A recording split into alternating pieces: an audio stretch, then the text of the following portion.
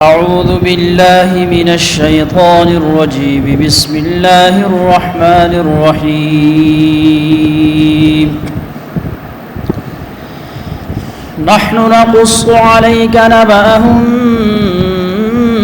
بالحق إنهم فتية آمنوا بربهم وزدناهم هدى وربطنا على قلوبهم إذ قاموا فقالوا ربنا رب السماوات والأرض لن ندعو من دونه إلها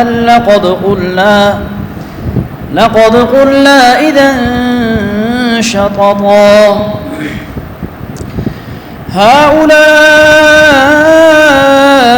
قومنا اتخذوا من دونه آلهة لولا يأتون عليهم بسلطان بين فمن أظلم ممن افترى على الله كذبا وإذ اعتزلتموهم وما يعبدون إلا الله فأووا إلى الكهف ينشر لكم ربكم من رحمته ويهيئ لكم من أمركم مرفقا وترى الشمس إذا طلعت تزاور عن كهفهم ذات اليمين وإذا غربت تقرضهم ذات الشمال وهم في فجوة منه ذلك من آيات الله من يهد الله فهو المهتد ومن يضلل فلن تجد له وليا مرشدا. صدق اللہ العظیم. الحمد للہ رب العالمین والعاقبۃ للمتقین والصلاۃ والسلام علی سید الانبیاء والمرسلین وعلی آلہ وصحبہ اجمعین. اما بعد فاعوذ باللہ من الشیطان الرجیم. بسم اللہ الرحمن الرحیم. الحمد للہ الذی انزل علی عبدہ الکتاب ولم یجعل لہ عوجا قیما لینذر بأسا شدیدا من لدنہ ویبشر المؤمنین الذین یعملون الصالحات ان لهم اجرا حسنا ماکثین فیہ ابدا وینذر الذین قالوا اتخذ اللہ ولدا ما لهم به من علم ولا لآبائهم کبرت کلمة تخرج من افواہهم ان یقولون الا کذبا فلعلك باخع نفسك على آثارهم إن لم يؤمنوا بهذا الحديث أسفا إنا جعلنا ما على الأرض زينة لها لنبلوهم أيهم أحسن عملا وإنا لجاعلون ما عليها صعيدا جرزا أم حسبت أن أصحاب الكهف والرقيم كانوا من آياتنا عجبا إذ أوى الفتية إلى الكهف فقالوا ربنا آتنا من لدنك رحمة وهيئ لنا من أمرنا رشدا. صدق اللہ العلی العظیم وبلغنا رسولہ النبی الکریم ونحن على ذلك لمن الشاہدین والشاکرین والحمد للہ رب العالمین. تذکیر بسورۃ الکہف کے عنوان سے آج گفتگو کرنی ہے.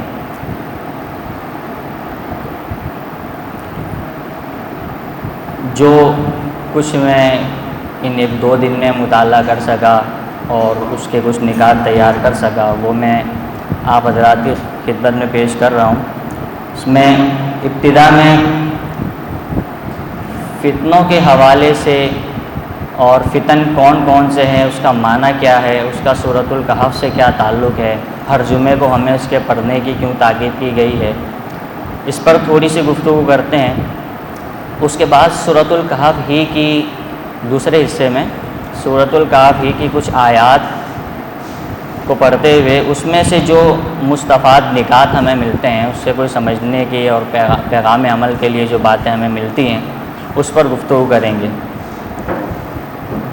سورۃ الکہف کی فضیلت کے بارے میں تو کئی ایک احادیث ہیں کہ جو جمعے کے دن اس کو پڑھتا ہے تو ایک جمعے سے لے کر اگلے جمعے تک اللہ تعالیٰ اس کے لیے نور پیدا کر دیتا ہے، یعنی وہ ایک روشنی میں ہوتا ہے، اللہ کی عطا کردہ روشنی میں۔ اسی طرح ایک جمعے سے لے کر اگلے جمعے تک کے گناہوں کا کفارہ بھی سورۃ الکہف کی تلاوت کو بتایا گیا ہے۔ اسی طرح ایک حدیث میں ہے من حفظ 10 آیات من اول سورۃ الکہف عصم من الدجال، کہ جو سورۃ الکہف کی ابتدائی 10 آیات یاد کر لیتا ہے وہ دجال سے محفوظ کر لیا جاتا ہے۔ یہ اصل میں ہمیں سمجھنا ہے کہ اس کا اس سے کیا تعلق ہے۔ دوسری حدیث ہے کہ من قرأ 10 آیات من آخر الکہف عصم من فتنۃ الدجال، کہ جو سورۃ الکہف کی آخری 10 آیات پڑھ لیتا ہے یا یاد کر لیتا ہے وہ فتنہ دجال سے محفوظ رہتا ہے۔ اس حوالے سے تفاسیر بھی موجود ہیں، کئی کتابیں بھی لکھی گئی ہے۔ مناظر احسن گیلانی کی کتاب ہے تذکیر بصورت یوسف، اور مارکہ ایمان و مادیت سید ابوالحسن علی ندوی رحمۃ اللہ علیہ کی کتاب ہے، جو انہوں نے ایمان اور مادیت، یہ مادہ پرستی اور یہ سارے فتن کے حوالے سے گفتگو رکھی ہے۔ تو اس میں انہوں نے ایک جگہ لکھا ہے کہ بچپن سے معمول تو تھا کہ سورہ کہف پڑھنی ہے جمعے کو اور پڑھا کرتے تھے، لیکن یہ بات نہیں پتہ تھی کہ اس کا وجہ کیا ہے، کیوں ہمیں فتنہ دجال سے بچاؤ کے لیے اور دیگر جو قرب قیامت کے حوالے سے فتنے ہیں ان فتنوں سے اپنے آپ کو روکنے، اپنے آپ کو محفوظ رکھنے کے لیے سورۃ الکہف کی تلاوت اہم ہے۔ تو جب اس پر غور کیا، اس کے مضامین کو پڑھا، اس کی آیات پر تدبر کیا، تو معلوم یہ ہوا کہ اس میں نہ صرف یہ کہ اشارات ہے بلکہ پوری تنبیہات، پورے واقعات، پوری صورتیں اور شکلیں اس طرح موجود ہیں کہ انسان کو تنبیہ مل جاتی ہے کہ اس طرح کے فتن کے اور آزمائش کے دور میں اپنے آپ کو کس طریقے سے بچانا ہے۔ یعنی اس سورہ کے اندر ہم جانتے ہیں اصحاب کہف کا قصہ ہے، تو اس میں ہمارے لیے کیا پیغامات ہیں بچاؤ کا اور اپنے ایمان کو محفوظ رکھنے کا کیا طریقہ ہے، وہ سبق ہمیں اصحاب کہف کے قصے سے بھی مل سکتا ہے۔ باغ والوں کا قصہ بیان ہوا ہے کہ ایک شخص جو ہے اس کا بڑا باغ تھا، ٹھیک ہے، بلکہ 2 باغ تھے، اس بیچ میں نہریں بھی بہتی تھی، پھل جو ہے وہ اپنے وقت پر آ بھی جاتا تھا، اور وہ سمجھتا تھا کہ یہ میں نے اپنی محنت سے بنایا ہے، ہمیشہ رہے گا۔ اس کے بنیاد پر اس کے اندر ایک تکبر بھی پیدا ہوا، خدا فراموشی بھی پیدا ہوئی، اسباب کے معاملے میں شرک کرنے لگا، وہ سمجھنے لگا کہ میں نے ہی پیدا کیا ہے اور میں ہی اس کا حفاظت کرنے والا ہوں، یہ کبھی فنا نہیں ہوگا۔ اس واقعے سے بھی کچھ چیزیں مستنبط ہوتی ہے۔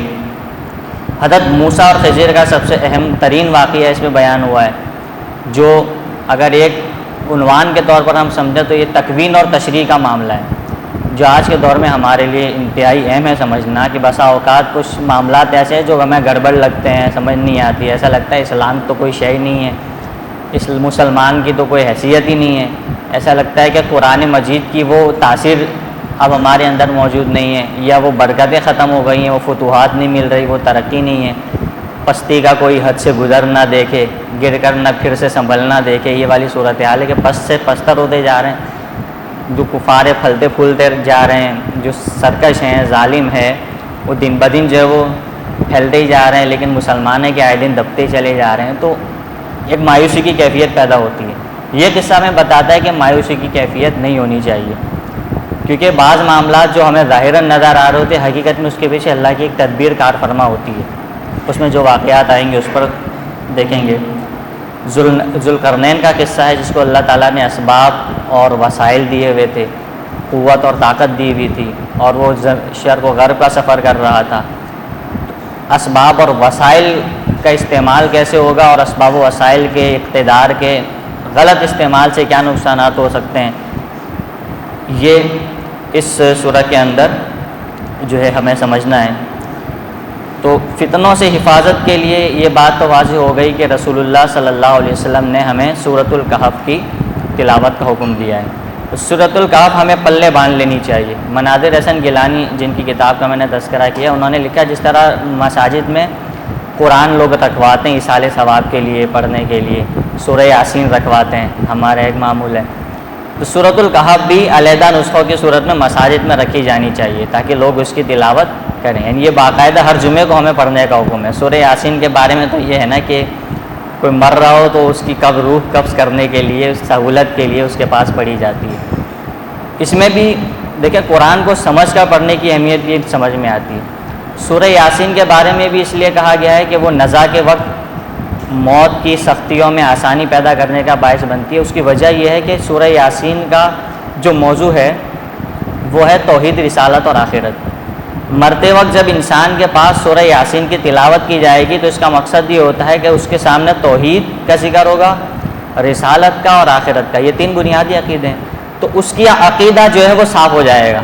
اس کے عقیدے میں اگر کوئی خرابی ہے تو اس وقت اب جو اسے جسے سورہ یاسین پتہ ہی نہیں ہے، نہ ترجمہ پتہ ہے، نہ مفہوم پتہ ہے، نہ اسے یہ نہیں پتہ کہ اس میں توحید بیان ہو رہی ہے، رسالت، یعنی قرآن فہمی نہیں ہے، تو کیا فائدہ صرف تلاوت کرنے کا. بہرحال اس کی اجازت. اسی طرح سورۃ الکہف کی تلاوت کا ہی حکم ہے، لیکن اصل مسئلہ یہ ہے کہ مقصد یہ ہے کہ سورہ کہف کو سمجھنا، اس میں واقعات کون سے بیان ہوئے ہیں اور ہمارے لیے اس میں کیا جو ہے مثال رائے، تب ہم جو ہے فتنوں سے بچ سکتے ہیں نا. وگرنہ ہمارے پاس سورۃ الکہف موجود ہے، آیات کی تلاوت ہو رہی ہے، لیکن ہم اس بات کو نہیں سمجھ پا رہے، فتنے کو سمجھ ہی نہیں پا رہے کہ فتنہ ہے بھی یا نہیں ہے، اور اگر ہے تو اس سے بچنا کیسے ہے. تو پھر صرف پڑھتے رہنے سے معاملہ حل نہیں ہوگا، بلکہ قرآن مجید کی آیات کا فہم حاصل ہونا بھی ضروری ہے. ایک سب سے اہم بات یہ ہے کہ فتنہ جب ہم اردو زبان میں کہتے ہیں تو اس کو فساد کا مترادف سمجھتے ہیں. فتنہ اور فساد، فلاں شخص فتنہ ہے، فلاں جماعت فتنہ ہے، فلاں قوم فتنہ ہے. اور فتنہ اور فساد کے بارے میں یہ سمجھتے ہیں کہ پہلے کسی میں تلخ کلامی ہوئی، تو میں ہوئی، پھر گالی گلوچ ہوئی، پھر جو وہ لاٹھی ڈنڈے چلے اور ہاتھا پائی ہو گئی، اس کو ہم دیکھیں دنگا فساد ہو گیا، یہ سمجھتے ہیں فتنہ فساد ہے. یہ اس کا ایک حصہ ہو سکتا ہے، لیکن اصل جو قرآن مجید کی آیات کی روشنی میں فتنے کا مفہوم نکل کر آتا ہے وہ ہے آزمائش. ایک مسلمان کافر کے لیے آزمائش ہو سکتا ہے، کافر مسلمان کے لیے آزمائش ہو سکتا ہے. کوئی واقعہ مسلمان کے لیے اگر آزمائش کے طور پر پیش آیا ہے تو وہ اس کے لیے فتنہ ہے. ٹھیک ہے. فتن کا لفظی مطلب ہوتا ہے سونے کو تبا کر دیکھنا کہ وہ کھرا ہے یا کھوٹا ہے. اس کی جانچ اس طریقے سے کی جاتی تھی، آج کل دوسرے طریقے سے کی جاتی ہے. تو فتن کا مطلب یہ ہوتا تھا کہ سونے کو تپایا جاتا تھا آگ میں، پھر اس کا کھرا ہونا کھوٹا ہونا جو ہوتا واضح ہو جاتا تھا. تو فتنہ جب کوئی انسان کسی فتنے کا شکار ہوتا ہے تو اصل میں وہ ایک آزمائش کا شکار ہوتا ہے. اسے یہ سمجھ نہیں آ رہا ہوتا کہ کرنا کیا ہے، اور وہ جو ہے وہ دو راستوں کے درمیان جو ہے وہ پس و پیش میں ہوتا ہے. پھر اس میں سے اسے ایک راستے کا انتخاب کرنا ہوتا ہے. یہ ہے فتنہ، کسی بھی حوالے سے آزمائش میں پڑ جانا. قرآن مجید کی ایک آیت کی روشنی میں اہل ایمان کی یہ دعا بھی بتائی گئی ہے، ربنا لا تجعلنا فتنۃ للذین کفروا. اے اللہ ہمیں ان لوگوں کے لیے فتنہ نہ بنا جو کافر ہیں، یعنی فتنہ ہم ہوں گے اور کفار کے لیے فتنہ ہوں گے. یہ عجیب سی بات ہے، کفار ہمارے لیے نہیں بلکہ ہم ان کے لیے فتنہ. اور اس سے بچنے کی دعا کی گئی ہے کہ اللہ ہمیں فتنہ مت بنانا ان لوگوں کے لیے جو کافر ہوئے. اس کی تفسیر میں لکھا گیا ہے کہ کافروں کے لیے فتنہ نہ بننے کا مطلب یہ ہے کہ کفار جو ہے وہ ہم پر غالب آ جائیں، ٹھیک ہے، ہم مغلوب ہو جائیں، ہم پر فتح حاصل کر رہے ہیں، اور وہ ان کے لیے اس بات کا اعلان بن جائے اور ان کا عقیدہ بن جائے کہ اگر تم واقعی تمہارا کوئی خدا ہوتا اور تم حق پر ہوتے، تمہارا دین حق پر ہوتا تو ہم تم پر غالب نہ آتے، تم غالب ہوتے. تو ہم جو ہے وہ اس وجہ سے ان کے لیے فتنہ بن گئے. دوسرا مطلب اس کا یہ بھی ہے کہ کفار کی ظلم سے، سازشوں سے، یا ان کی جو ہے کسی بھی آزمائشوں سے مغلوب ہو کر ہم مداہنت پر آ جائیں، ان سے جو ہے ساز باز کرنا شروع کر دیں، ان سے دب جائیں، تو یہ بھی ہم ان کے لیے فتنہ بن. وہ سمجھ لیں گے ہم حق پر ہیں اور یہ شاید جو ہے وہ حق پر نہیں ہے، اسی وجہ سے یہ ہمارا ساتھ دے رہے ہیں، یا حالانکہ ہم جو ہے وہ دب کر یا مفاہمت کا یا مداہنت کا شکار ہو کر یہ کر رہے ہیں. ٹھیک ہے. تو یہ ہے کافروں کے لیے فتنہ بننے کا مطلب. حضرت حذیفہ رضی اللہ تعالیٰ عنہ، حذیفہ بن یمان، جنہیں رازدار رسول بھی کہا جاتا ہے، جنہیں اللہ کے نبی نے 12 منافقین کے نام بتائے تھے، ان کا ایک شوق یہ تھا کہ وہ اللہ کے نبی کے پاس آ کر مختلف فتنوں کے بارے میں پوچھتے رہتے تھے، اور وہ کہتے تھے کہ خیر تو ہمیں مل گئی، اللہ کے نبی ہمارے پاس آ گئے تو خیر تو ہمارے سامنے آ گئی، اب شر باقی ہے. اس شر کون سا ہے اور شر سے بچنا کیسے ہے، اس کی مجھے زیادہ سے زیادہ معلومات ہونی چاہیے. تو وہ نبی کریم صلی اللہ علیہ وسلم کے پاس آتے تھے اور آپ صلی اللہ علیہ وسلم سے فتنوں کے متعلق سوال کرتے تھے۔ ان فتنوں سے بچا کیسے جا سکتا ہے اس کو تو ہم آخر میں سمجھیں گے۔ مطلب میں نے آپ کو بتایا کہ فتنے کا لفظی مطلب کیا ہے، سونے کو تپا کر دیکھنا کہ وہ کھرا ہے یا کھوٹا۔ قرآن میں ہے اولا یرون انہم یفتنون فی کل عام مرۃ او مرتین، کیا یہ منافقین نہیں دیکھتے کہ ہر سال ایک مرتبہ یا 2 مرتبہ انہیں آزمایا جاتا ہے۔ جہنمیوں کے بارے میں کہا گیا یوم ہم علی النار یفتنون، جس روز انہیں آگ پر بھونا جائے گا، آگ پر انہیں سینکا جائے گا، تپایا جائے گا۔ جو چیز انسان کو 2 چیزوں میں الگ الگ کر دے، 2 راستے اس کے سامنے واضح کر دے، یہ ہے فتنہ۔ اور حذیفہ بن یمان رضی اللہ تعالیٰ عنہ سے پوچھا گیا کہ سب سے بڑا فتنہ کون سا ہے، سب سے شدید فتنہ کون سا ہے؟ تو حضرت حذیفہ بن یمان رضی اللہ تعالیٰ عنہ نے کہا کہ سب سے بڑا فتنہ یہ ہے کہ تمہارے سامنے حق اور باطل 2 چیزیں رکھی جائیں اور تمہیں پتہ ہی نہ ہو کہ اختیار کس کو کرنا ہے۔ یعنی کوئی باطل پیش کر رہا ہے تو ہو سکتا ہے یہ بھی ٹھیک ہو، حق پیش کر رہا ہے تو ہو سکتا ہے وہ روشنی جو سورہ کہف سے ہمیں ملتی ہے، جو حدیث میں آیا کہ ایک جمعے سے اگلے جمعے تک اللہ تعالیٰ روشنی دے دیتا ہے، وہ روشنی موجود ہی نہ ہو، وہ ایمان کے اندر وہ چمک ہی موجود نہ ہو کہ انسان جو ہے وہ یہ فرق کر سکے کہ حق کیا ہے اور باطل کیا ہے، مجھے چلنا کس پر ہے، کس سے بچنا ہے۔ تو سب سے بدترین فتنہ یہ ہے کہ آدمی کے سامنے 2 چیزیں رکھی جائے، اس کو پتہ ہی نہ ہو کہ مجھے کیا اختیار کرنا ہے اور کیا چھوڑ۔ اسی جو سورۃ الکہف ہے، اس میں نبی اکرم صلی اللہ علیہ وسلم نے جب ہمیں کہا کہ یہ آپ کو فتنہ دجال سے محفوظ رکھتی ہے اور اسی لیے ہمیں اس کے پڑھنے کا حکم ہے، تو تھوڑا سا یہ بھی سمجھتے ہیں کہ سورۃ الکہف کا فتنوں سے اور خاص طور پر فتنہ دجال سے کیا تعلق ہے۔ اس میں اصحاب کہف کا جو قصہ ہے، اب اس میں ان سب میں میں فتنے کا لفظ استعمال کروں گا، یہ ہے ظلم اور کفر کا فتنہ، کیونکہ دقیانوس جو بادشاہ تھا جس کے ظلم کا شکار تھے، جو شرک اور بت پرستی، اور پورے سوسائٹی کے اندر، پورے ریاست کے اندر شرک اور بت پرستی ہے، اور چند نوجوان ہیں کہ جو حق پر قائم ہیں، جو توحید پر قائم ہیں، ٹھیک ہے، جن کے ایمان میں، جن کے عقیدے میں کوئی آلائش موجود نہیں ہے، ان کے لیے اپنے ایمان کو بچانا اس ظلم کے ماحول میں کتنا مشکل تھا، اس کے لیے انہوں نے کیا طریقہ کار اختیار کیا۔ تو یہ ایک ہے ظلم کا فتنہ، ٹھیک ہے، سرکشی کا فتنہ اور کفر کا فتنہ۔ اس کے بعد جو 2 افراد کا قصہ ہے، باغ والوں کا قصہ، ایک شخص کے پاس باغ ہے، وہ ہے کیا ہے، وہ مادیت کا فتنہ ہے، سرمایہ داری کا فتنہ ہے، کہ ایک شخص کے پاس فراوانی ہے، مال ہے، تو کرتے کرتے کرتے وہ اس نہج پر پہنچ گیا ہے کہ یہ سمجھتا ہے کہ وہ یہ تو میرے ہی کوئی کمال ہے اور میں نے ہی ان سب کو پیدا کیا ہے، یہ میری جو ہے وہ کریٹیویٹی تھی اور میری اسٹرگل تھی، اور میں نے تو چاول کے ایک دانے سے پورا کارخانہ شروع کر دیا اور میں نے اس کو بنایا، اور یہ بھی بڑھتا رہے گا، اس کو فنا نہیں، یہ ختم نہیں ہوگا۔ گویا یہ مادیت کا فتنہ تھا جس میں وہ شخص شکار تھا، اور مفسرین نے لکھا ہے یہ بھی ایک طرح کا شرک ہے۔ اسباب کو حقیقت سمجھنا، اسباب کو اصل سمجھنا، یہ ہے شرک فی الاسباب۔ اللہ ہے مسبب الاسباب، ہر چیز کے پیچھے ہے۔ اسی میں دنیا کی زندگی کی مثال دی گئی ہے کہ وہ بارش کا پانی اترتا ہے، کھیتی اگتی ہے، اور کچھ عرصے بعد اچانک سے وہ کیا ہو جاتی ہے، ختم بھی ہو جاتی ہے، بھوسا بھی ہو جاتی ہے۔ تو دنیا کی زندگی کی مثال یہ ہے۔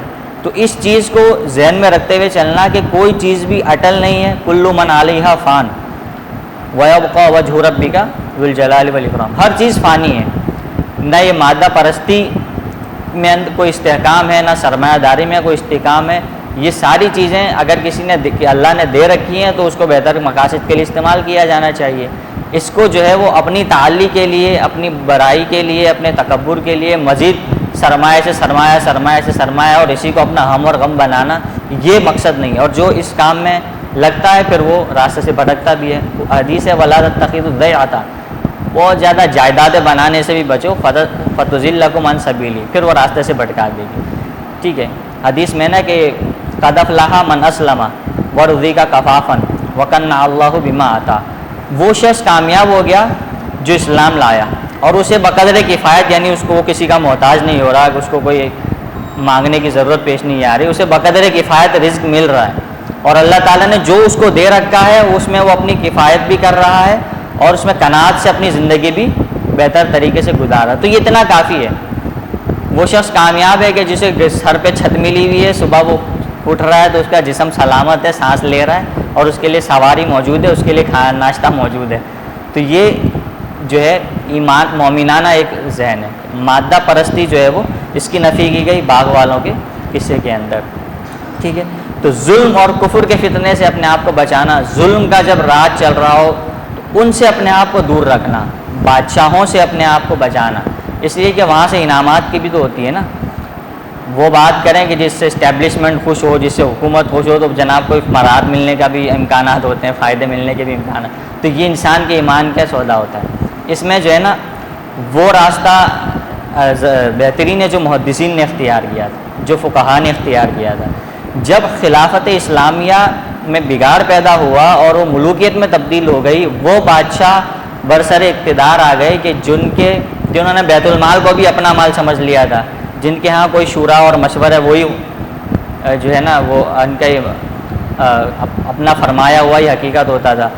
تو جب اس طرح کی ملوکیت چھا گئی تو پھر جو اہل حق علماء تھے، محدثین تھے، فقہا تھے، وہ پھر ان سے کٹنا شروع. پھر انہوں نے انفرادی سطح پر اپنی کچھ لوگوں کو، شاگردوں کو جمع کیا اور حدیث کا کام شروع کر دیا. اسی دور میں، یہ جو ملوکیت کا دور ہے، اسی دور میں فن حدیث بھی مدون ہوا ہے، فقہ بھی مدون ہوئی ہے، اور اسی دور میں یہ جتنا کام ہوا ہے یہ حکومتی سپورٹ سے ہٹ کر کام ہوا ہے. ڈال دیا، وہیں سے ان کا جنازہ نکلا. تو یہ عظمت کا راستہ انہوں نے اس لیے اختیار کیا کہ بادشاہت جو ہے وہ ظلم پر قائم ہے، وہ خلافت نہیں ہے. تو اس سے ان چیزوں سے اپنے آپ کو دور رکھنا، مراعات سے، بادشاہوں سے اور طاقتوروں سے اس لیے ملنا کہ ان سے کچھ فائدہ لیا جائے، تو ایسا شخص لازمی فتنوں کا شکار ہوگا. ایسے موقع پر اپنے لیے بقدر کفایت اگر رزق موجود ہے تو اس پر قناعت کرتے ہوئے جو انسان حق پر چلتا رہے اور ان سے جتنا دور رہ سکتا ہے رہے. ایک حدیث میں ہے کہ حضرت حذیفہ ہی کی روایت ہے، ان سے بہت ساری فتنوں کے حوالے سے روایت ہے کہ فتنے اگر کہیں نظر آ رہے ہو نا تو کوئی اپنے گھر سے اس کو جھانک کر دیکھے بھی نہ، وہ جھانکے گا اس کو اچھک لے گا. جتنا اپنے آپ کو بچا سکتا ہے انسان اسے بچنے کی کوشش کرے. ٹھیک ہے. پھر آدم و ابلیس کا قصہ بیان ہوا ہے.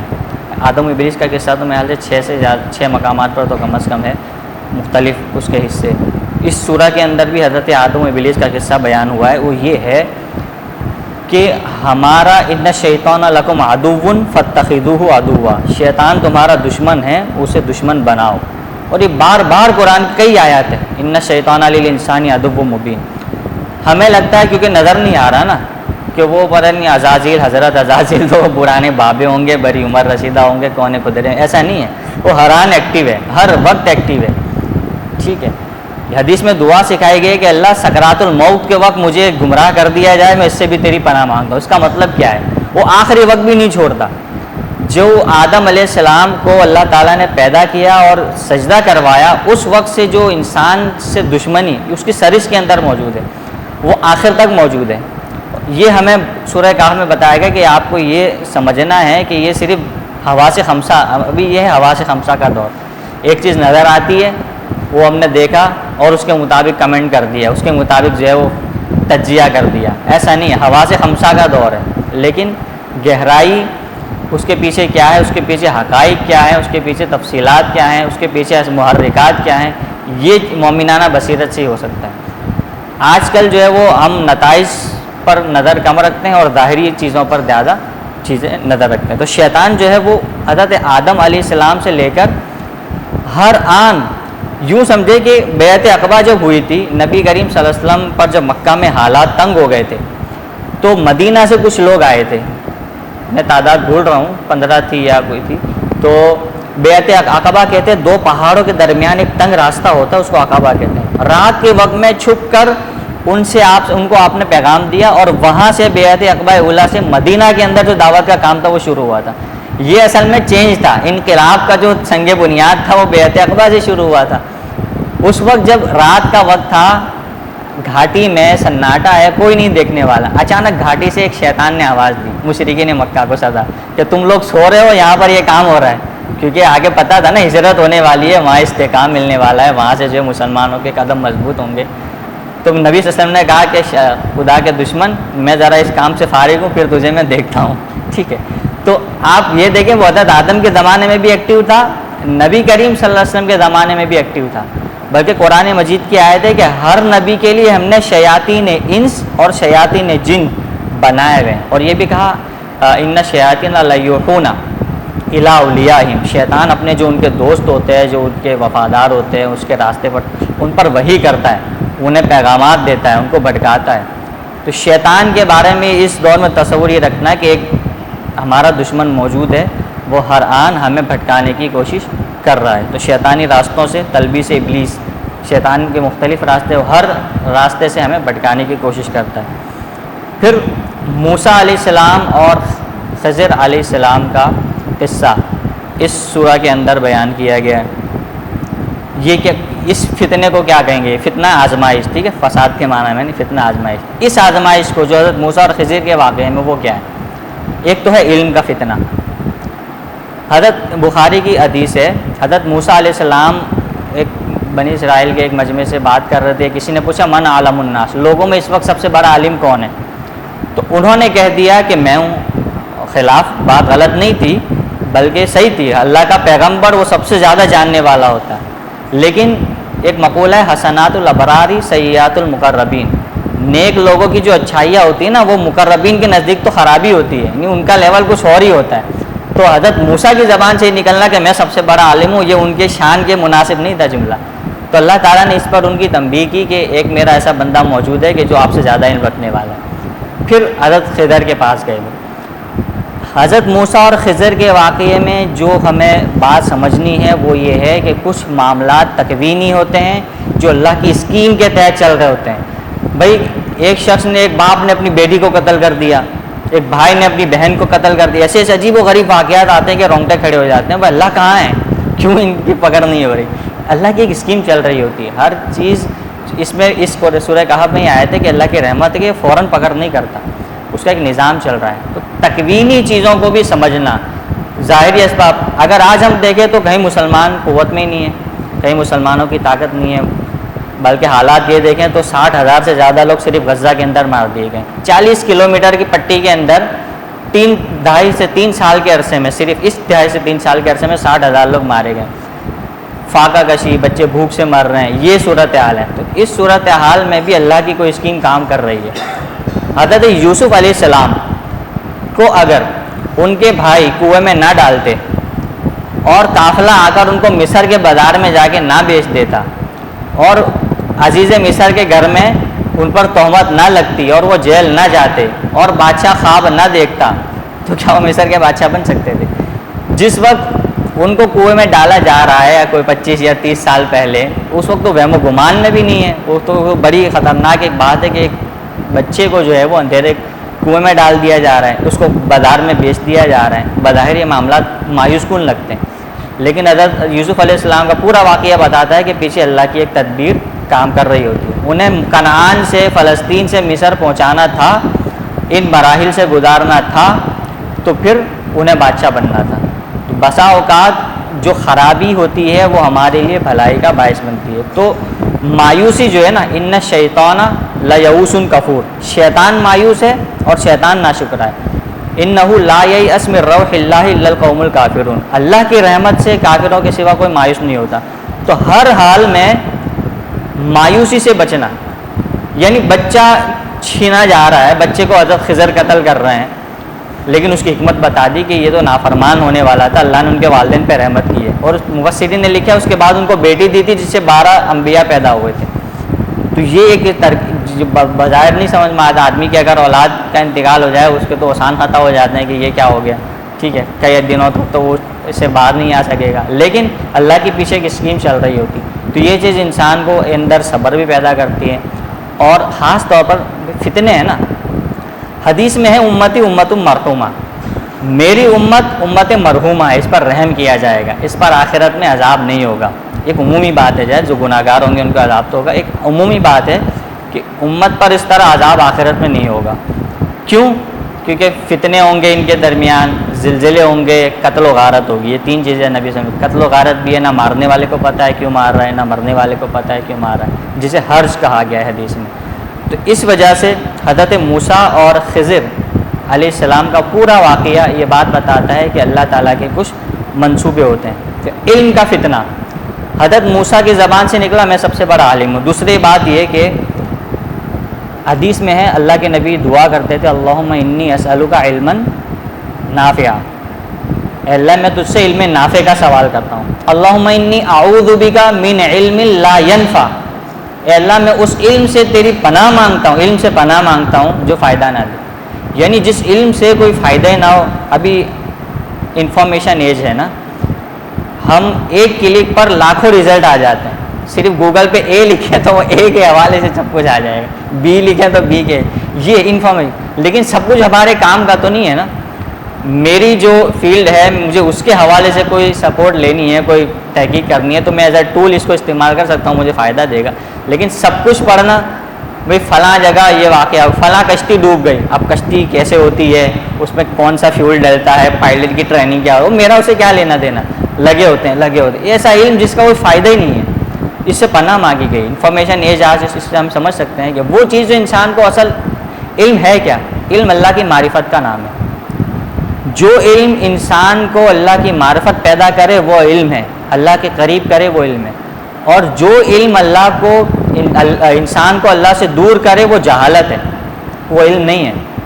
دیکھیں جادوگر تھے جنہوں نے رسیاں پھینکی تھی اور اپنی لاٹیاں پھینکی تھی، وہ سانپ بن گئے، ان کے پاس سحر تھا نا، سحر حرام ہے شریعت میں، بلکہ اسے کفر کہا گیا ہے، وما کفر سلیمان ولکن الشیاطین، یعنی ایسا کام جو کافرانہ کام ہے، اس لیے کہ جادو شیاطین کی مدد سے ہوتا ہے۔ شیاطین اس وقت تک مدد نہیں کرتے جب تک وہ بندے کو غلاظت میں، نجاست میں، عقیدے کی خرابی میں، شرک میں مبتلا نہ کرے، اسلام اور دین کی اور مقدسات کی توہین میں مبتلا نہ کرے، شیاطین مدد نہیں کرتے، اس لیے سحر کو کفر کہا گیا ہے۔ وہ کام کرنے والے جادوگر حضرت موسیٰ کا معجزہ دے کر مسلمان ہو گئے، کیونکہ ان کے علم نے ان کو بتایا کہ یہ جادو نہیں ہے، یہ کیا ہے، یہ کچھ اور چیز ہے، کیونکہ ہمیں اس کا پیک پتہ ہے، ہمیں اس کی اینڈ پتہ ہے کہ جادو کہاں تک جا سکتا ہے۔ تو وہ جادو ان کے لیے ہدایت کا باعث بن گیا، تو سحر بھی ان کے لیے کیا بن گیا، ہدایت کا باعث بن گیا۔ تو حقیقت میں علم چاہے کچھ بھی ہو، بات صحیح ہو یا غلط ہو، جو چیز انسان کو خدا کی پہچان کرا دے، جو اللہ کے قریب کر دے، وہ علم نافع ہے۔ تو اس علم سے اللہ سے دعا کرنی چاہیے کہ اللہ ہمیں یعنی فضول باتوں میں، فضول معلومات میں، معلومات سے بچنا اور علم حاصل کرنا، یہ دو چیزیں الگ ہیں، معلومات الگ ہے اور علم الگ ہے۔ علم وہ ہے جو انسان کو ایمان کی پختگی عطا کرتا ہے، جو اللہ کے قریب کرتا ہے، جس میں ایمان کی حلاوت پیدا کرتا ہے، جو دین پر چلنے کا اشتیاق پیدا کرتا ہے، ٹھیک ہے نا، وہ علم ہے۔ تو حضرت موسیٰ علیہ السلام کا یہ کہنا انا عالم الناس، اس سے پتہ چلتا ہے کہ علم کا بھی ایک فتنہ ہے جس میں سے اپنے آپ کو بچانا اور علم کا بہتر استعمال کرنا۔ اس موسیٰ اور خضر علیہ السلام کے واقعے میں ایک بڑی دلچسپ بات بھی بیان ہوئی ہے۔ دیکھیں جب یہ ہمیں ادب قرآن میں سکھایا گیا ہے، جہاں پر بھی تمہیں اگر کوئی خیر پہنچتی ہے تو فمن اللہ، اللہ کی طرف سے، اور اگر تمہیں کوئی شر پہنچتا ہے فبما کسبت ایدیکم، جو تم نے کیا ہے، یعنی شر کی نسبت ہمیں اپنی طرف کرنی ہے۔ اور ہوتا بھی یہی ہے کہ ہم ہی نے کوئی وہ کام کیا ہوتا ہے، ان الرجل لا یقرب الرزق بخطیئۃ یعملها، حدیث میں ہے کہ انسان رزق سے محروم کر دیا جاتا ہے اس گناہ کی وجہ سے جو اس نے کیا ہوتا ہے۔ جو مسائل آتے ہیں، جو مشکلات آتی ہے، جو تنگی آتی ہے، اس کے پیچھے کوئی نہ کوئی وجہ جو ہے ہماری گناہ بھی ہو سکتے ہیں، ٹھیک ہے۔ تو 3 واقعات تھے، موسیٰ علیہ السلام نے کشتی کو توڑ دیا، وہ بظاہر ایک کیا کام ہے، نامناسب کام ہے یا غلط کام ہے، ٹھیک ہے۔ دوسرا کام انہوں نے یہ کیا کہ بچے کو قتل کر دیا، یہ بھی نامناسب کام ہے۔ تیسرا کام انہوں نے یہ کیا کہ دیوار کو سیدھا کر دیا، یہ ایک اچھا کام ہے۔ تو جو کشتی کو توڑنا تھا وہ نامناسب کام تھا، تو انہوں نے کہا فَأَرَدْتُ أَنْ أَعِيبَهَا، میں نے ارادہ کیا کہ میں اس کشتی میں عیب پیدا کر دوں۔ عیب کی اور برائی کی نسبت کس کی طرف کی، اپنے طرف، اللہ کی طرف نہیں کی۔ اسی طرح بچے کو قتل کیا تو وہاں متکلم جمع کا صیغہ استعمال کیا، فَأَرَدْنَا أَن يُبْدِلَهُمَا رَبُّهُمَا خَيْرًا، ہم نے ارادہ کیا کہ ان کا رب ان کو، ہم کا صیغہ کیوں استعمال ہوا، اس میں خیر بھی تھی شر بھی تھی۔ شر یہ تھا کہ بچے کو قتل کر دیا، خیر یہ تھی کہ اللہ تعالیٰ نے کہا تھا کہ أَن يُبْدِلَهُمَا رَبُّهُمَا خَيْرًا، اللہ ان کا نعم البدل بھی دے گا، تو نعم البدل دینا ایک اچھا کام تھا اس کی نسبت اللہ کی طرف، اور قتل کرنا برا کام تھا اس کی نسبت اپنی طرف۔ اور تیسرا کام کیا تھا، دیوار سیدھی کر دینا، وہ سراسر اچھا کام تھا۔ تو وہاں حضرت خضر نے یہ لفظ استعمال کیا فَأَرَادَ رَبُّكَ أَن يَبْلُغَ أَشُدَّهُمَا وَيَسْتَخْرِجَ كَنزَهُمَا، تمہارا رب چاہتا تھا کہ وہ جوانی کو پہنچ جائیں، اور اب یہ اچھا کام تھا تو اس کی نسبت، تو ہر اچھے کام کی نسبت ہمیں اللہ کی طرف کرنی چاہیے، اور اگر کوئی مشکل ہے، کوئی خرابی ہے، کوئی آزمائش ہے تو اس کی نسبت ہمیں اپنی طرف کرنی چاہیے۔ اور دیوار سیدھی کر دینا، یہ کن کی دیوار سیدھی کی تھی؟ اما الجدار فکان لغلامین یتیمین فی المدینۃ وکان تحتہ کنز لہما وکان ابوہما صالحا۔ کیوں سیدھی کی تھی؟ یتیم بچے تھے اور ان کے والدین جو مر چکے تھے وہ کیا تھے؟ یہ صورت ہمیں کیا، یہ آیت ہمیں کیا بتاتی ہے؟ ہم جو ہے پیرنٹنگ کے کورس کرتے ہیں، لیکچر لیتے ہیں ساری سے، بھائی نیک بنو، اللہ تعالیٰ اسباب کی دنیا میں آپ کے بچوں کا مستقبل خود ہی سیٹ کر دے گا۔ والدین نیک تھے، اس نیکی کی وجہ سے اللہ تعالیٰ نے ان کی وہ دیوار جو بچپن میں گرا چاہتی تھی خضر کے ذریعے ٹھیک کروا دیا کہ بڑے ہوں گے تب اپنا خزانہ نکالیں گے۔ تو والدین کا نیک ہونا بچوں کے بہتر مستقبل کی ضمانت، یہ سب سے بڑی بات ہے اس کے اندر۔ حضرت مریم کو جب اللہ تعالیٰ نے، یعنی حضرت عیسیٰ علیہ السلام کی پیدائش ہوئی اور وہ بنی اسرائیل کی طرف آئیں، تو ظاہر سی بات ہے عام لوگوں کے لیے تو وہ تھوڑا سا ایک عجیب سا کام تھا، کیونکہ وہ ان کی تو شادی نہیں ہوئی تھی۔ تو جو اعتراض کیا وہ یہ تھا، یا اخت ہارون ما کان ابوک امرأ سوء وما کانت امک بغیہ، اے ہارون کی بہن، نہ آپ کے والد کوئی برے آدمی تھے، نہ آپ کی والدہ کوئی سرکش یا اس طرح کی کوئی خاتون تھی کہ آپ کو یہ تربیت ملی ہو، آپ کے والدین تو بڑے نیک تھے، تو یہ بچہ آپ کا کیسے ہو گیا؟ گویا والدین کی طرف انہوں نے نشان، والدین نیک ہو تو اس کے اثرات۔ اسکول میں مجھے اسکول میں پڑھانے کا اتفاق ہوا، چارم جماعت کے چھوٹا سا بچہ، 8 سال کا بچہ، بچے کو دیکھ کے پتہ چل جاتا ہے گھر کا ماحول کیا ہے، یعنی ماں کیا بات کرتی ہے، باپ کیا بات کرے، ماں چیخنے چلانے والی ہوگی نا، بچہ وہی حرکتیں کرے گا، ماں جو وہ شکوے شکایتیں لگانے والی ہو، بچہ وہی کام کرے گا۔ تو جیسی والدین ہوتے ہیں ویسے اس کے اولاد پہ اثرات پڑتے ہیں، والدین نیک ہوں گے بچہ نیک ہوگا، اللہ ماشاء اللہ، اللہ کی کوئی بات حکمت ایسی ہوتی ہے، والدین بڑے نیک ہوتے ہیں بچہ بالکل ہی بیکار نکل آتا ہے، یا والد بالکل ہی بیکار ہوتا ہے اس کا بچہ بڑا نیک نکل آتا ہے، یہ بھی ہوتا ہے۔ یہ حدیث الحی من المیت و مخرج المیت من الحی، یہ معاملہ بھی ہو سکتا ہے، لیکن عام طور پر ایسا نہیں ہے۔ غالباً حضرت عبداللہ بن مسعود رضی اللہ تعالیٰ عنہ کے بارے میں آتا ہے کہ لمبی لمبی نمازیں پڑھتے تھے، ان کے بچے کہتے تھے آپ کیوں اتنا عبادت میں ریاضت میں آپ کو تھکا دیں، تو کہتے تھے یا تیرے لیے میرے بیٹے، یعنی آپ کے لیے میں نیک بنوں گا، میری نیکی کا اثر آپ پر ہوگا، میری وجہ سے اللہ تعالیٰ آپ کے لیے آسانیاں پیدا کرے۔ تو اگر اپنے بچوں کی فکر ہم کرتے ہیں کہ ان کا کوئی مستقبل بہتر ہو، وہ راستے پر لگے رہیں، شیطان کے ہتے نہ چڑھیں، تو اس کا طریقہ یہ کہ پہلے خود بچ جائیں، جب خود بچیں گے، خود اپنے گھر کا ماحول ایسا ہوگا تو انشاءاللہ اللہ تعالیٰ اس کے راستے خود ہی بنائے گا۔ اب کچھ آیات دیکھ لیتے ہیں سورہ کہف کی، اور ساتھ ساتھ کچھ نکات جو ہوں گے وہ میں آپ کے سامنے رکھوں گا۔ پہلی آیت ہے الحمدللہ الذی انزل علی عبدہ الکتاب ولم یجعل لہ عوجا۔ اللہ نے اس سورہ کا آغاز اپنی تعریف سے کیا ہے، یہ تعریف ہے اس کے لیے، وہ ایسی ذات ہے کہ جس نے کتاب نازل کی ہے اپنے بندے پر، لم یجعل لہ عوجا، اس کتاب میں کوئی ٹیڑھ نہیں ہے۔ دیکھیں ابھی ہم نے ایک حدیث کا تذکرہ کیا کہ سب سے بدترین فتنہ یا سب سے برا فتنہ وہ ہے کہ آدمی کے سامنے خیر اور شر رکھا جائے، اسے پتہ ہی نہ ہو کہ کرنا کیا ہے، اختیار کسے کرنا ہے، چھوڑنا کسے، یہ سب سے عظیم فتنہ ہے نا، کنفیوژن، یہ تشکیک کا فتنہ، پتہ ہی نہ ہو کہ کرنا کیا ہے، حق کیا ہے، باطل کیا ہے، صحیح کیا ہے اور غلط کیا ہے۔ اللہ نے کتاب نازل کی جس میں کوئی ٹیڑھ نہیں ہے، جس میں کوئی خرابی نہیں ہے، گویا حق کو اختیار کرنا ہے تو قرآن سے تعلق کو قائم کرنا ہے۔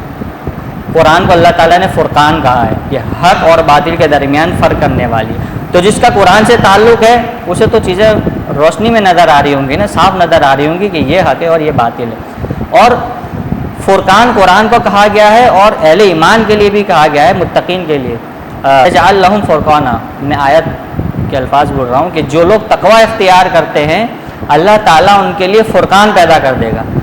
تقوی اپنے آپ کو گناہوں سے بچانے کی فکر کرنا اور سیدھے راستے پر چلنے کی فکر کرنا، یہ انسان کے اندر جو ہے نا ایک فیکٹر پیدا کرتا ہے جس سے ایک بصیرت یا ایک دیداوری پیدا کرتا ہے کہ اس کو پتہ چل رہا ہوتا ہے کہ جانا کدھر ہے، بچنا کدھر سے، راستہ اس کو پتہ چل رہا ہوتا ہے کہ کس ٹریک پر چلنا ہے۔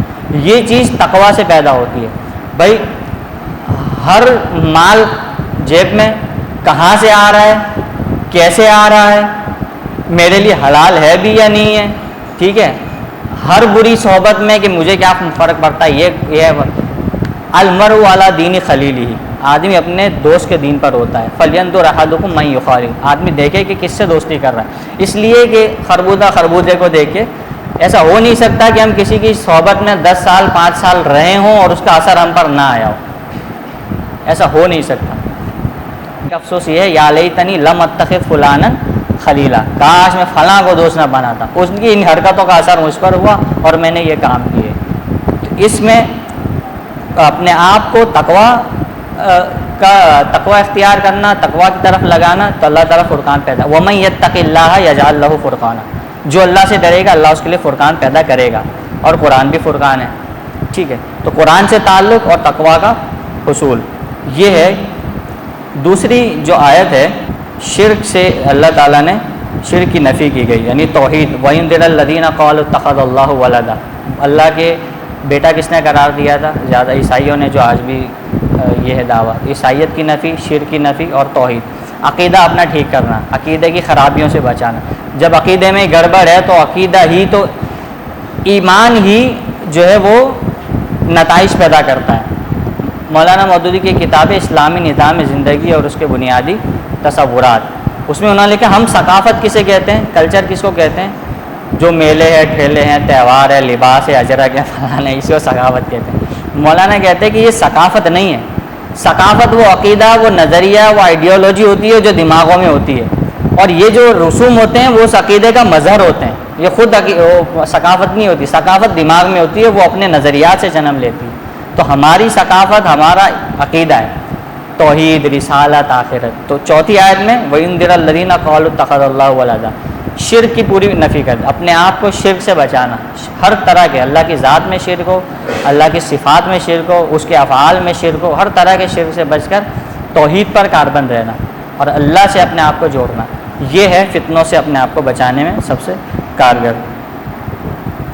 پھر آیت نمبر 6 میں کہا گیا فَلَعَلَّكَ بَاخِعٌ نَفْسَكَ عَلَىٰ آثَارِهِمْ إِن لَّمْ يُؤْمِنُوا بِهَٰذَا الْحَدِيثِ أَسَفًا, آپ شاید اپنے آپ کو ان کے بھلا دیں گے ان کے پیچھے اگر یہ ایمان نہیں لاتے. تو بعض اوقات ایسا ہوتا ہے کہ انسان کی ہدایت کے بھی نا مواقع ہوتے ہیں. وَيَهْدِي إِلَيْهِ مَن يُنِيبُ, اللہ اپنی طرف اس کو ہدایت دیتا ہے جو رجوع کرتا ہے. جس میں ہدایت حاصل کرنے کی کوئی ہے کہ مجھے بھائی صحیح کیا ہے بتاؤ, میں دیکھوں تو صحیح مجھے سمجھ بھی آ رہا ہے یا نہیں. خلوص دل سے جو بھی ہدایت کی طرف بڑھے گا اللہ اس کو ہدایت دے گا. لیکن جسے ہدایت دی جائے اور وہ شہوت پرستی کی وجہ سے, نفس پرستی کی وجہ سے یا کسی بھی وجہ سے ماننا ہی نہ چاہتا ہو تو اس کو ہدایت نہیں ملے گی. پھر ایسے لوگوں پر افسوس کرنے کے بجائے انسان اپنے کام میں لگا رہے, کیونکہ اکثریت ہر زمانے میں ایسی رہی ہے جو جاہلوں کی, فاسقوں کی, کافروں کی رہی ہے. تو نبی صلی اللہ علیہ وسلم سے بھی کہا گیا کہ آپ اپنے آپ کو اس طرح نہ گھلا دیں کہ اپنی جان کو گھلا دیں.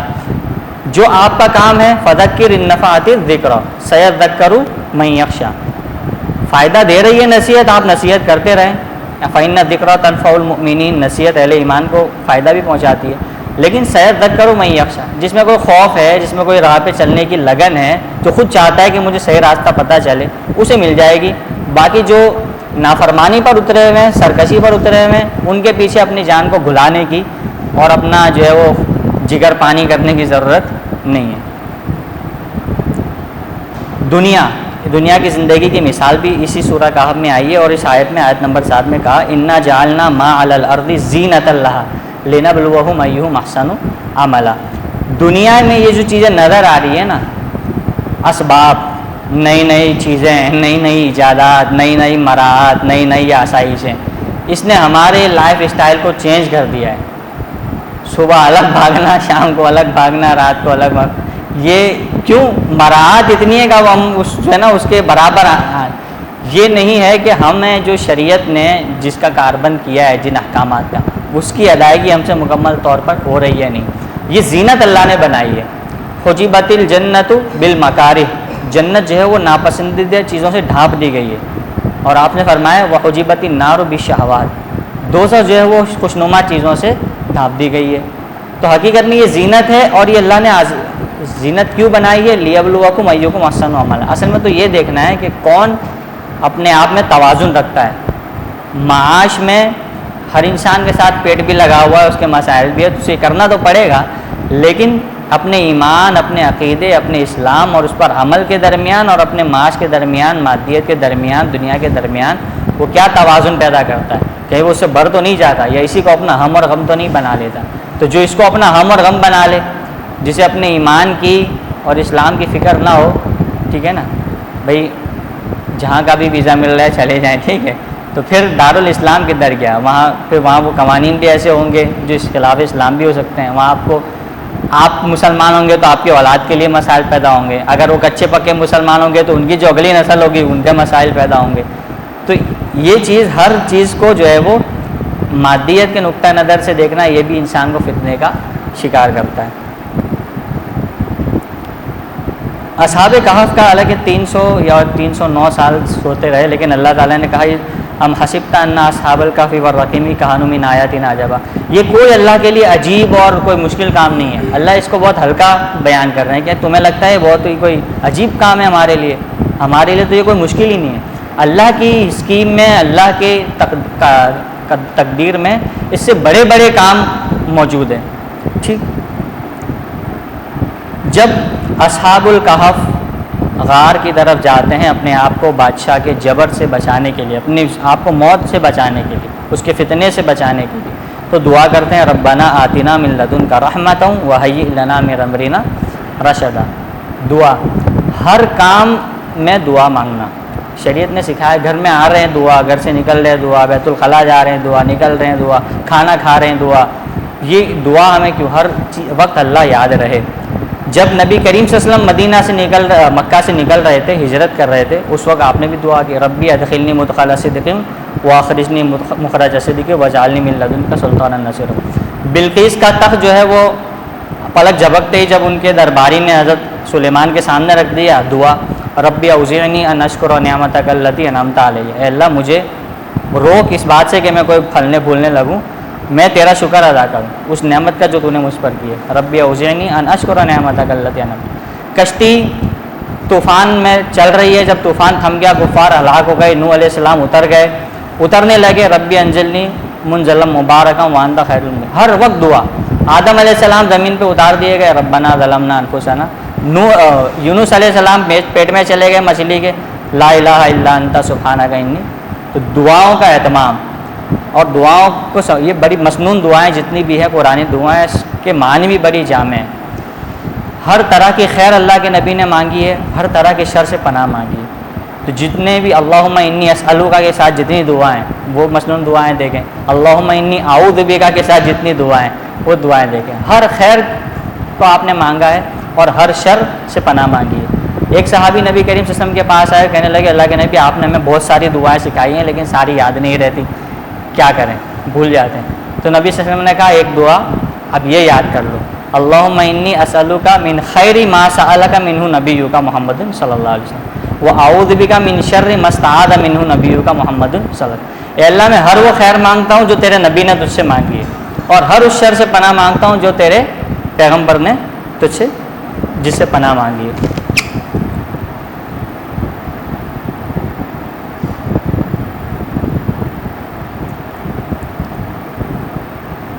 نحن نقص علیک نبأہم بالحق انہم فتیۃ آمنوا بربہم وزدناہم ہدی۔ یہ کچھ نوجوان تھے جو اپنے رب پر ایمان لائے، زدناہم ہدی، ہم نے ان کو ہدایت میں آگے بڑھا دیا۔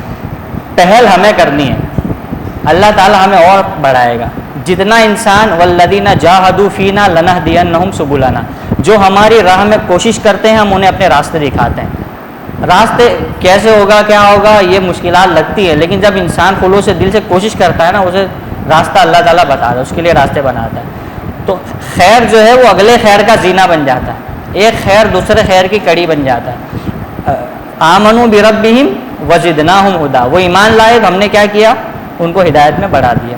تو جتنا انسان، خیر کی بھی چین ہے اور برائی کی بھی ایک چین ہے۔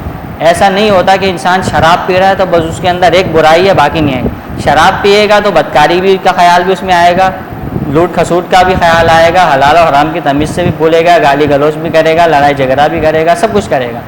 ایک برائی دوسری برائی کا زینہ بنتی ہے اور ایک اچھائی دوسری اچھائی کا. جس طرح ایمان لائے اصحاب کہف تو اللہ تعالیٰ نے ان کے لیے تو خیر کے کاموں میں اپنے آپ کو لگانا یہ بہت ضروری. اس اصحاب کہف کے واقعے سے یہ بات بھی پتہ چلی کہ اللہ پر توکل کیا چیز ہے, اور جب اللہ تعالیٰ انسان کی حفاظت کر رہا ہو تو پھر کوئی چیز انسان کو ضرر نہیں پہنچا سکتی. ایک حدیث ہے حضرت حسن سے نبی کریم صلی اللہ علیہ وسلم نے فرمایا وَعْلَمْ أَنَّ الْأُمَّةَ لَوِ اجْتَمَعَتْ عَلَىٰ أَن يَنْفَعُوكَ بِشَيْءٍ لَمْ يَنْفَعُوكَ بِشَيْءٍ إِلَّا قَدْ كَتَبَ اللَّهُ لَكَ. پوری امت جمع ہو جائے کہ تمہیں کوئی فائدہ پہنچائیں تو نہیں پہنچا سکتی مگر اس کہ اللہ نے تمہارے لیے لکھا ہو. وَلَا إِنِ اجْتَمَعُوا عَلَىٰ أَن يَضُرُّوكَ بِشَيْءٍ لَمْ يَضُرُّوكَ بِشَيْءٍ إِلَّا قَدْ كَتَبَ اللَّهُ لَكَ. اگر پوری امت جمع ہو جائے اس بات پر کہ تمہیں ضرر پہنچائے تو ضرر نہیں پہنچا سکتی مگر اتنا جتنا اللہ نے لکھا ہو. جادوگروں کو فرعون نے دھمکی دی, ابھی ایمان لائے, کوئی ان کی تربیت نہیں ہوئی ہے, کوئی انہوں نے لیکچر اٹینڈ نہیں کیے, کوئی دروس قرآن میں نہیں بیٹھے, ایمان لائے ہیں. اور فرعون نے دھمکی دی کہ دائیں ہاتھ اور بائیں ٹانگ کاٹ دوں گا, سولے پہ لٹکا دوں گا. ٹھیک ہے, تم کچھ کر ہی نہیں سکتے, بگاڑ ہی نہیں سکتے, زیادہ سے زیادہ ہمیں دنیا میں یہ سزا دے سکتے ہو نا, آخرت تو ہماری ہے, آخرت تو بچ گئی ہماری, تم کیا ضرر پہنچا سکتے ہو, تم کوئی ہمیں نقصان. یہ عقیدہ کہ ضرر اور نفع اللہ پہنچا سکتا ہے. دیکھیں جب دجال آئے گا, ایک ہاتھ میں جنت ہے ایک ہاتھ میں جہنم ہے, اوہو جنت مل رہی ہے فٹافٹ لے لو, تو پھر وہ کہاں بھائی, یہ دشمن ہے خدا کا, یہ نبوت کا دعویٰ کر رہا ہے, یہ خدائی کا دعویٰ کر رہا ہے, اب اس سے بچنا ہے. تو پھر کیا انسان کو یہ عقیدہ اگر ہوگا کہ یہ نہ مجھے نفع پہنچا سکتا ہے نہ نقصان, تب جب وہ بچے گا نا اس سے, تب وہ کہے گا ٹھیک ہے ڈال دو اپنی جہنم میں. اور حدیث میں ہے کہ وہ جہنم اس کی اصل میں جنت ہے اور اس کی جنت اصل میں کیا ہے, جہنم میں. تو یہ چیز کہ مجھے کوئی چیز نقصان نہیں پہنچا سکتی جب تک کہ اللہ تعالیٰ نے نہ لکھا ہو, یہ بھی سورۃ الکہف کا ایک پیغام ہے.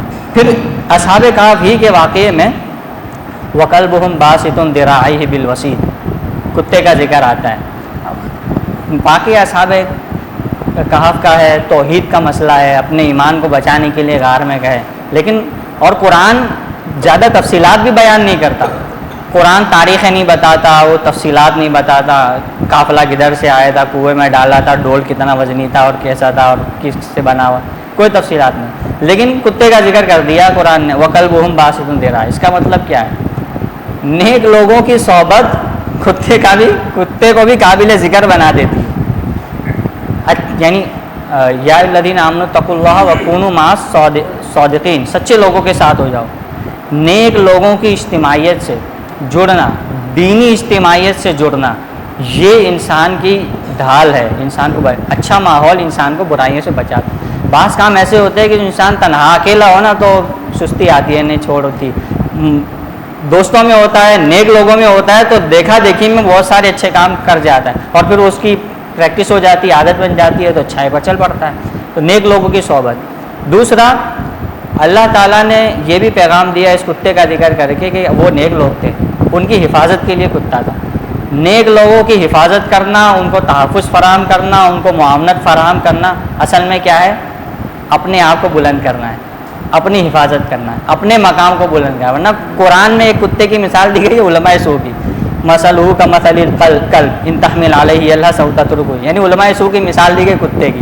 اور یہاں کتے کی مثال کیسے دی جا رہی ہے کہ وہ جو نوجوان تھے جو ایمان لائے تھے, اپنی ہدایت میں بڑھا دیا تھا, وہ غار میں سو رہے ہیں اور ان کا کتا جو ہے وہ چوکیداری کر رہا ہے. تو یہ ہے کہ نیک لوگوں کی صحبت اختیار کرنا اس دور میں ضروری ہے. برائی سے اور برائی کی مجالس سے اپنے آپ کو بچانا. کہف نے جب ان کو پتہ تھا کہ اب معاملہ یہاں تک آ گیا کہ قتل ہی ہونا ہے, اب جان نہیں بچ رہی, ٹھیک ہے, تو پھر انہوں نے کیا کیا, وہاں سے نکل کر غار میں پناہ لی. دیکھیں دو چیزیں ایک ساتھ ہیں, تحرک, جدوجہد, کفر سے لڑنا, مزاحمت کرنا, یہ بھی ہے. جب ایسا موقع ہو تو اس کی گنجائش موجود ہے کہ جب آپ کی جان پر بن آئی ہے تو آپ کچھ وقت کے لیے حکمت کے تحت اپنی منصوبہ بندی تبدیل کریں, کچھ وقت آرام بھی کریں, ٹھیک ہے, کچھ وقت اس سے کنارہ کش, کچھ وقت روپوش رہیں ان سے, ٹھیک ہے. نبی کریم صلی اللہ علیہ وسلم کو جب شرک کا ماحول تھا اور ابھی ہدایت نہیں اتری تھی 40 سال کی عمر میں, کعبہ میں 360 بت رکھے ہوئے ہیں, کوئی آ رہا ہے ادھر بکری کاٹ رہا ہے, کوئی اس بت کے سامنے بکری کاٹ رہا ہے. نبی صلی اللہ علیہ وسلم وہاں سے نکل کے کہاں چلے جاتے تھے, غار میں. عجیب ماحول ہے, سمجھ ہی نہیں آ رہا. تو جب کچھ سمجھ نہ آ رہا ہو تو انسان کو اللہ کے ساتھ تعلق عزلت. اس پر باقاعدہ بحث ہے کہ فتنوں کے زمانے میں یعنی کیا کرنا چاہیے. تو بعض کے نزدیک جہاد, مزاحمت، جد و جہد یہ ہے. اور بعض نے یہ بھی کہا ہے کہ جب ایسا موقع آ جائے کہ جب اپنی جان پر بنائے تو پھر کیا ہے عزلت نشینی، گوشہ نشینی بھی اختیار کرنا، یہ بھی حکمت کا تقاضا ہے. اور پوری حدیث ہے اس پر کہ فتنوں میں بچنے والے دو ہی فرد ہیں. ایک وہ فرد ہے کہ جو اپنی بکریاں لے کے پہاڑوں پہ چلا جائے، اپنی بکریوں کا خیال رکھے، انہیں کا دودھ دھو کے پیے، یعنی بالکل اس کو الگ تھلگ ہو جائے دنیا سے، اس آلائشوں سے، شرک سے، ظلم سے اپنے آپ کو بچا لے، الگ تھلگ رہ جائے، وہ کامیاب ہے. دوسرا وہ شخص جو اپنے گھوڑے کی زین پکڑ کر سوار ہو جائے اور اللہ کے راستے میں لڑنا شروع کر دے. تو یعنی بیچ میں ان فتنہ پرستوں کے ساتھ، ظالموں کے ساتھ میل جول، معاملات، تبصرے، تجزیے، ملاقاتیں، یہ انسان کو خود فتنے کا شکار کرنے والی چیز. تو جب ایسی چیزیں ہوں، خاص طور پر مسلمانوں کے آپس میں، گروپوں میں، فرقوں میں، مسلکوں میں لڑائیاں ہو رہی ہوں، تو ان میں پڑھنے کے بجائے ان سے اپنے آپ کو بچانا، بالکل خاموش رہنا، اس سے بالکل دور ہی رہنا، کیونکہ ہے بھی یہاں بھی مسلمان، یہاں بھی مسلمان. ایسی چیزوں سے اپنے آپ کو دور رکھنا، یہ فتنوں سے بچانے کا ذریعہ ہے. اچھا، قرآن مجید میں کہا گیا ہے کہ ہم نے ان کو فَلَبِثُوا فِي كَهْفِهِمْ 300 سِنِينَ وَازْدَادُوا 9، تو 300 سال وہ اس میں رہے. اور بعض مفسرین نے وَازْدَادُوا 9 کو بھی اس میں شامل کیا، 309 سال. اس میں ایک بڑی زبردست چیز یہ بھی سامنے آئی ہے کہ قمری سال دیکھیں تو 309 بنتے ہیں، اور شمسی سال دیکھیں تو اختلاف بنتا ہی نہیں ہے. پھر ٹھیک ہے 300 بھی ہو سکتے ہیں، 309 بھی ہو سکتے ہیں. ہر قمری سال جو ہے وہ 11 دن ہوتا ہے، 11 دن پیچھے آ رہا ہوتا ہے ہر سال رمضان. تو اس اعتبار سے 309 قمری سال جو ہے وہ 300 شمسی سال بنتے ہیں. تو اتنی مدت اللہ تعالیٰ نے ان کو سلائے رکھا. آیت نمبر 28 میں اللہ تعالیٰ نے کہا وَاصْبِرْ نَفْسَكَ مَعَ الَّذِينَ يَدْعُونَ رَبَّهُمْ بِالْغَدَاةِ وَالْعَشِيِّ، اپنے آپ کو استقامت کے ساتھ ان لوگوں کے ساتھ رکھو جو صبح شام اس کی رضا چاہتے ہیں. یعنی ہمارا مطمع نظر وہ لوگ ہونے چاہیے جن کی دین پریورٹی ہے، ٹھیک ہے نا، دین جن کی پریورٹی ہے، جو دین کا کام کرنا چاہتے ہیں، جو دین کا کام کرنے والے ہیں، جو دین سے کمیٹیڈ ہیں. ایسے لوگ چاہے ان کا اپنا ذاتی اسٹیٹس کچھ بھی ہو دنیاوی اعتبار سے، جو دین سے کمیٹیڈ ہے ان کے ساتھ ہمیں رہنا چاہیے. سورہ عبسہ کا اگر آپ کو شان نزول پتہ ہو، نبی کریم صلی اللہ علیہ وسلم سرداران مکہ کو دعوت دے رہے ہیں اور عبداللہ ابن ام مکتوم نابینا صحابی اس وقت آ جاتے ہیں. ایسے کوئی بات نہیں تھی بھائی، بڑے لوگوں سے بات ہو رہی ہے تو اگر وہ تھوڑی دیر رک جاتے تو کوئی مسئلہ نہیں تھا، لیکن وہ آ گئے، ہدایت کا سوال کیا. نبی صلی اللہ علیہ وسلم کو ہلکا سا ناگوار لگا کہ ابھی میں سرداروں سے بات کر رہا ہوں. اللہ تعالیٰ نے کہا کہ جو آپ سے بھاگ رہے ہیں آپ ان کے پیچھے لگے ہوئے ہیں، اور جو دوڑ کے آپ کے پاس آ رہا ہے اس سے آپ جو ہے وہ تیوری چڑھا رہے ہیں. تنبیہ کر دی وَاصْبِرْ نَفْسَكَ مَعَ الَّذِينَ. تو اس میں بھی ہمارے یہاں آج کل جو ہے نا ایک یہ بھی چل پڑا ہے کہ جناب ایلیٹ کو متاثر کرنا ہے، ٹھیک ہے نا، حکمرانوں کو متاثر کرنا ہے، ان کو دعوت، بھائی ٹھیک ہے دعوت سب کے لیے سب کو دینی ہے، لیکن قرآن کا جو اسلوب بتاتا ہے نا، جو سرمایہ دار قسم کا فرد ہوتا ہے، مادیت زیادہ شخص ہوتا ہے، جس کے پاس خوب اسباب و وسائل ہے اور جو مادیت میں مبتلا ہوتا ہے، اکثر آیات یہ بتاتی ہیں کہ وہ تو بجائے ساتھ ہونے کی مخالفت کر رہے ہوتے، ساتھ نہیں دے رہے ہوتے، مراعات یافتہ طبقہ. تو جو لوگ کمیٹیڈ ہیں، جو آپ کے ساتھ یکسو ہیں، ان کے ساتھ جو ہے اپنا وقت زیادہ گزارنا چاہیے، ان کو ترجیح دینی چاہیے. ٹھیک ہے، یہ سورہ کہف کی سب سے بڑا سبق ہے. باغ والوں کا قصہ، دنیاوی اسباب کیا ہے، ناپائیدار، ختم ہو سکتے ہیں. صحت ہے وہ بھی ختم ہو جانی ہے، دولت ہے وہ بھی ختم ہو جانی ہے، کچھ بھی یعنی ان ایکسپیکٹڈ کچھ بھی نہیں ہے. ایک لمحے میں وہ کام ہو جاتا ہے، انسان جو ہے وہ عید سے ایک دن پہلے گھر میں افطاری کے بعد میٹھی عید کی پوریاں بن رہی تھی اور بھابھی میری جو وہ جل گئی آگ میں اس وقت مغرب کے بعد. مطلب پتہ ہی نہیں ہے کہ وہ صبح عید ہے، بھاگو یہاں بھاگو وہاں بھاگو، ادھر چاولہ میں بھاگو ادھر بھاگو، کچھ پتہ نہیں چلتا کہ ایک سیکنڈ میں کیا سے کیا ہو جانا ہوتا ہے. تو انسان اس دنیا کو یہ چیز ہمیں اسٹریس سے بھی بچاتی، پریشانی سے ہی بچا. جب انسان کو پتا ہو کہ بھائی جو ہونا ہے وہ اللہ کی تقدیر میں لکھا ہے، میرا کام یہ ہے کہ میں کوشش کر لوں، تو پھر تھوڑا سا جو ہے نا، ورنہ انسان پریشان رہتا ہے. اہل ایمان میں اور مغربی ممالک میں جو ریشو ہے نا، خود اس لیے کہ ان کے پاس عقیدہ نہیں ہے، ان کے پاس صبر کا پیغام نہیں ہے، ان کے پاس وہ تقدیر کا عقیدہ نہیں ہے کہ بھائی اللہ بھی ہے، وہ بھی اس کی بھی کچھ تقدیر ہے، اس کی وجہ سے وہ زیادہ اس چیز کا شکار ہوتے ہیں. تو یہ چیز رکھنا. اچھا جی،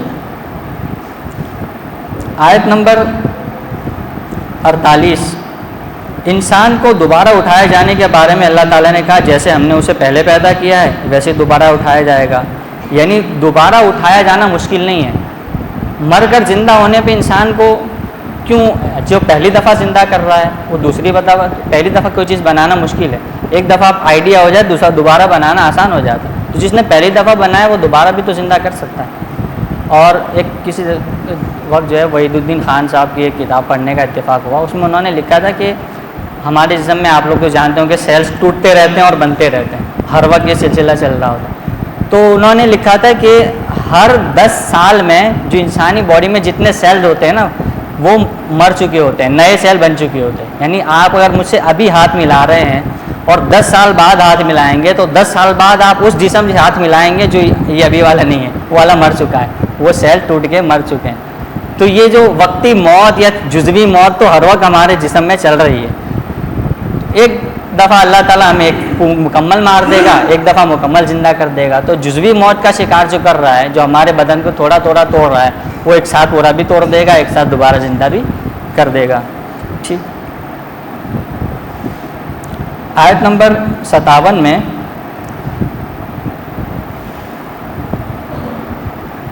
وَمَنْ أَظْلَمُ مِمَّنْ ذُكِّرَ بِآيَاتِ رَبِّهِ فَأَعْرَضَ عَنْهَا وَنَسِيَ مَا قَدَّمَتْ يَدَاهُ إِنَّا جَعَلْنَا عَلَى قُلُوبِهِمْ أَكِنَّةً أَن يَفْقَهُوهُ وَفِي آذَانِهِمْ وَقْرًا وَإِن تَدْعُوهُمْ إِلَى الْهُدَىٰ فَلَن يَهْتَدُوا إِذًا أَبَدًا، اگر آپ انہیں ہدایت کی طرف بلائیں گے تو وہ ہدایت نہیں پائیں گے۔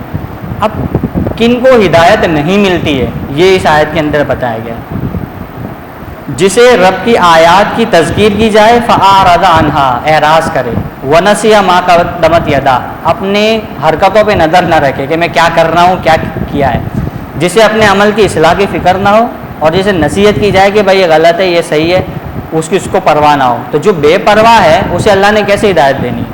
تو ایسا شخص گمراہ ہوتا ہے، ایسا شخص راہ نہیں پاتا۔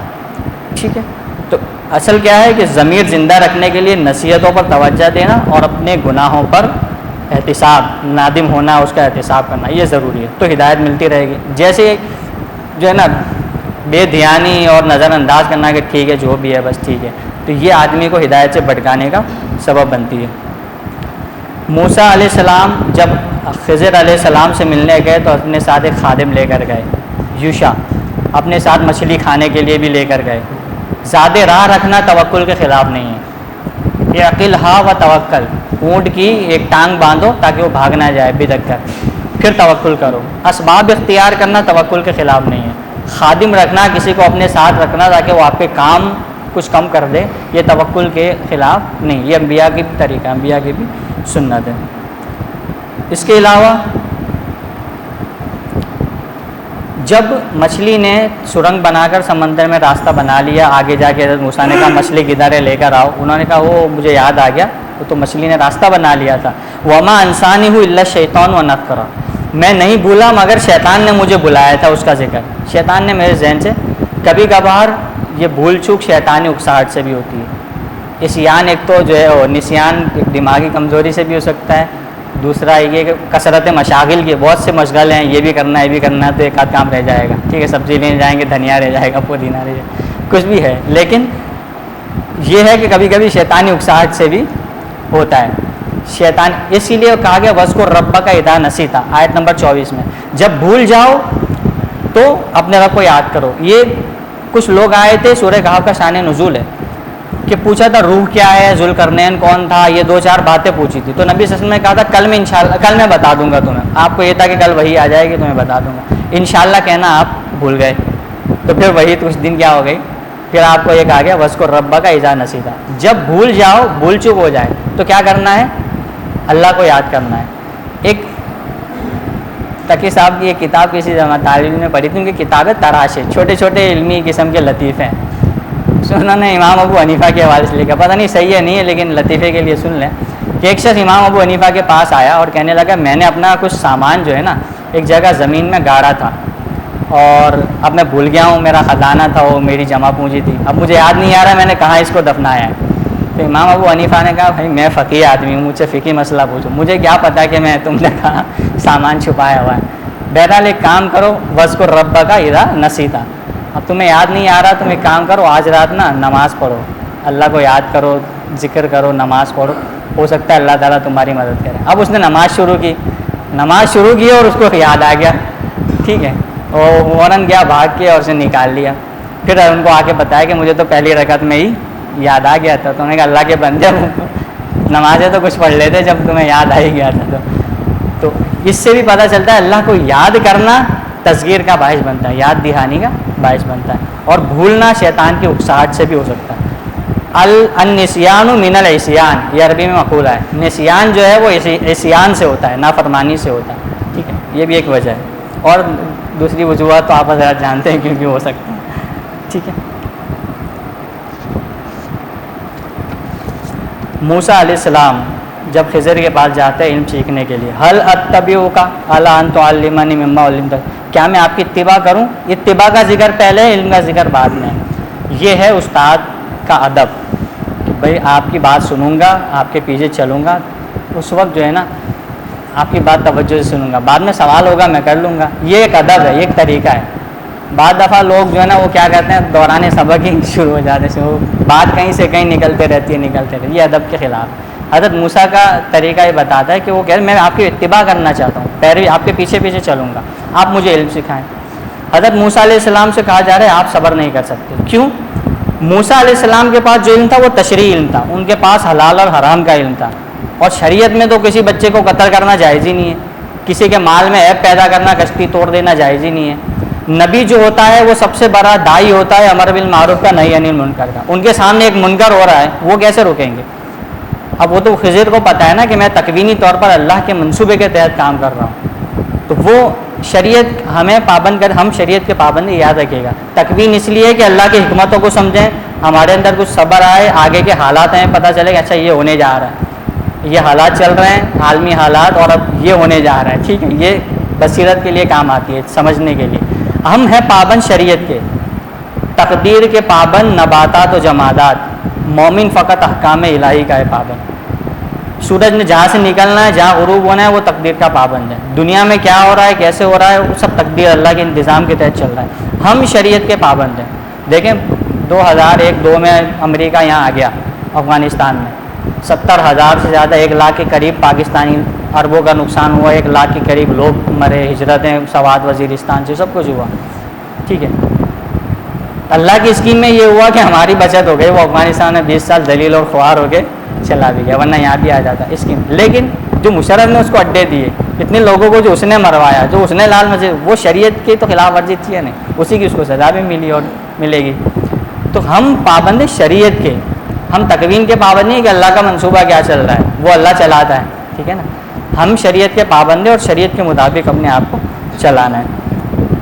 ذوالقرنین یاجوج ماجوج کے لیے دیوار بنائی, جنہوں نے شکایت کی تھی, انہوں نے کہا نجعل لک خرجا علی ان تجعل بیننا وبینہم سدا, کیا ہم آپ کے لیے جو ہے وہ کچھ وہ بنا دیں, کچھ ٹیکس دے دیں, آپ کو رقم دے دیں. انہوں نے کہا نہیں. تو بلا وجہ ٹیکس لگانا یہ ظالم بادشاہوں کا کام ہے, ٹھیک ہے. اور ان کے پاس موجود تھا, انہوں نے کہا نہیں, آپ صرف وسائل میں میری مدد کرو ہاتھوں سے, باقی کوئی اس کی ضرورت نہیں ہے, ٹھیک ہے. تو یہ خیر میرا یہ چیزیں بھی مکمل ہو گئی ہیں. سورہ کہف کی تلاوت کو اپنا معمول بنائیں, اتنا معمول بنائیں کہ ہمیں سورہ فاتحہ کی طرح یہ آیتیں یاد ہو جائیں. مکمل تو یاد نہیں ہوگی, اور اس کا ترجمہ بھی پڑھیں. اس کے حوالے سے ایک تو سید ابوالحسن ندوی رحمۃ اللہ علیہ کی کتاب ہے مارکہ ایمان و مادیت, اس کا مطالعہ کریں. اور مناظر حسن گیلانی کی ہے تذکیر بسورۃ الکہف, اس کا مطالعہ کریں, اور تفاسیر کا. تو اللہ تعالیٰ سے دعا ہے کہ اللہ تعالیٰ ہمیں ایمان کامل عطا فرمائے, فتنوں سے ہماری حفاظت فرمائے, ان کو سمجھنے اور ان سے بچنے کی توفیق عطا فرمائے. وآخر دعوانا ان الحمد للہ رب العالمین.